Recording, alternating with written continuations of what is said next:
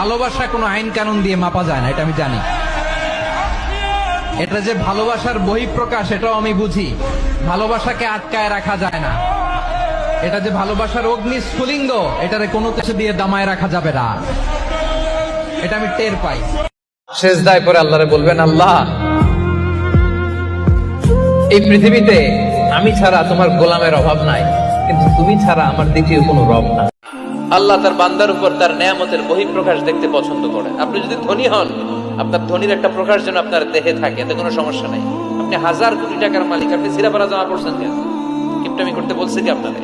আপনি সুন্দর চমৎকার জামা পড়বেন আর শুকরিয়া করবেন কার? বিয়ে করলে রিজিক খুলে যায়, কপাল খুলে যায়, ওয়াদাটা কার? চিল্লায় বলেন কার? বিয়ে করেন, সফল বানায় দিবে কে? এজন্য বিয়ে করতে রাজি আছেন তো সবাই? ঝামেলাটা হইলো ওনারা কম বয়সে বিয়ে করে সফল হয়েছেন, আর আমরা সফল হয়ে তারপরে বিয়ের পিড়িতে বসতে চাই। অনেকেই দেখবেন এত ভালো নামাজে জোহর পরে টেনশন করে আসরটা কই পড়বো, আসর করে চিন্তা করে মাগরিবের সময় আমি কোথায় থাকবো, মাগরিবের সময় টেনশন, ইস এশাটা হয়ে গেলেই তো শেষ।